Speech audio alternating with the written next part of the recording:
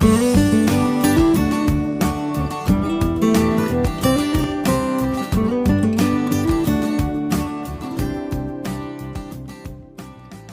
Anda berisiko mengalami gagal ginjal? Ya, jika Anda mengalami diabetes dan atau hipertensi, Anda berisiko mengalami gagal ginjal. Menurut Indonesian Renal Registry, penyebab gagal ginjal kronis itu sebanyak 36% adalah hipertensi dan diabetes 28%. Dan lainnya itu kurang dari 10%. Yaitu bisa berupa nefropati obstruksi, asam urat, lupus, polikistik pada ginjal, dan glomerulopati. Jadi, jika Anda saat ini mengalami hipertensi, ada kemungkinan Anda bisa kena gagal ginjal apabila Anda diamkan hipertensi Anda. Berapa tensi Anda yang seharusnya? Dan bagaimana kita mau mengatasinya? Kita simak yang satu ini bersama saya, Dr. Faidan Lumanturwan. Tapi sebelumnya izinkan saya mengucapkan salam untuk Anda. Assalamualaikum, Namo Buddhaya, Swastiastu, Shalom Haleluya, Webesiam Yesus Hamasya, salam kebajikan, Rahayu.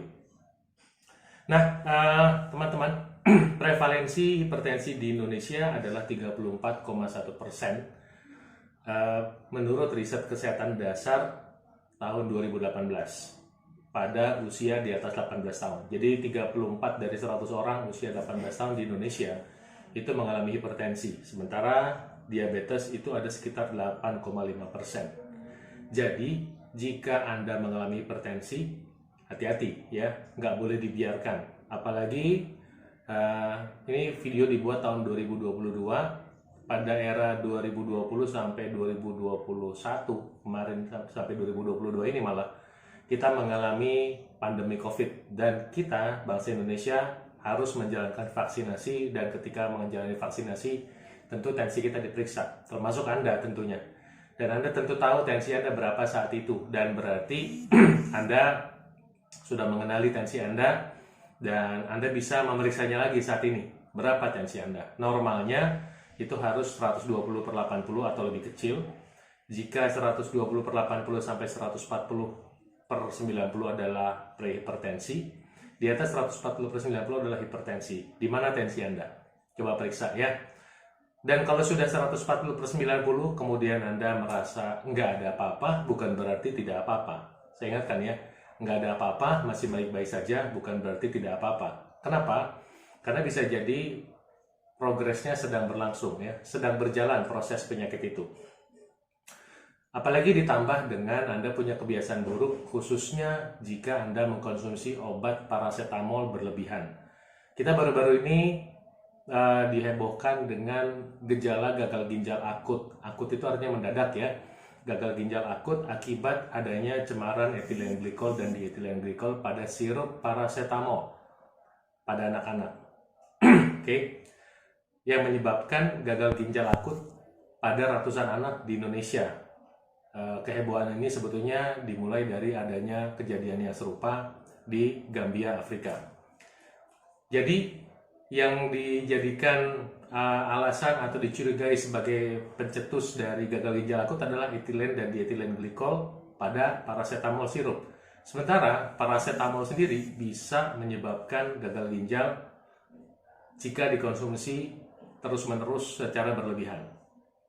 Ini saya baca di beberapa riset ya, beberapa jurnal ya, mungkin berupa ulasan dari jurnal tersebut di beberapa web, bahwa konsumsi paracetamol yang berlebihan itu bisa meningkatkan hipertensi. Dan sekali lagi saya ingatkan bahwa prevalensi hipertensi itu 36% menyebabkan gagal ginjal. Nah, jadi apakah hipertensi bisa menyebabkan gagal ginjal? Bisa. Dan saya minta Anda untuk tidak menunggu Anda gagal ginjal dulu, baru Anda ntar kapok. Karena belum tentu Anda kena gagal ginjal dulu. Bisa jadi Anda kena serangan jantung dulu atau kena stroke dulu. Hipertensi itu silent killer. Ketika dia bermanifestasi jadi penyakit, dia nggak akan bilang-bilang sama Anda. Ya.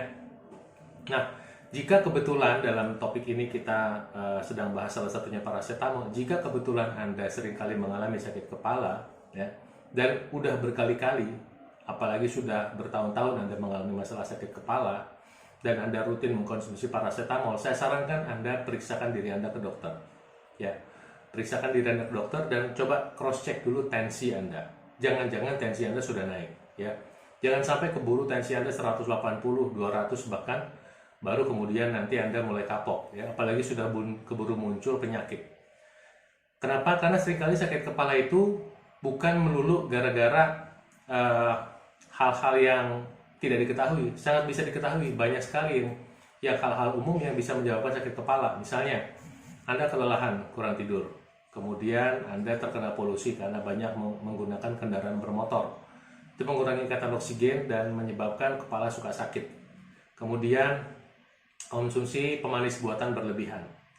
Kemudian juga minuman berenergi yang berlebihan bisa menyebabkan sakit kepala.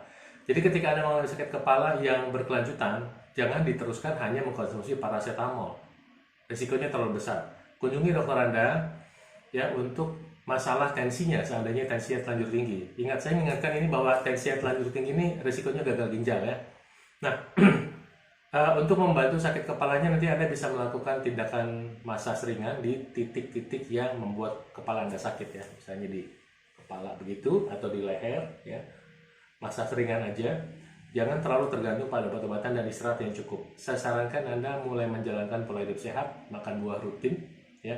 Kemudian makan karbohidrat yang kompleks, kurangi konsumsi gula-gula, kurangi konsumsi makanan yang digoreng tepung ya, kurangi konsumsi makanan yang digoreng tepung dan juga makanan olahan. Konsumsi air putih yang cukup ya, 30 cc per kilogram berat badan, dan mulai hari ini sampai selamanya usahakan olahraga. Minimal yang paling ringan itu adalah jalan kaki.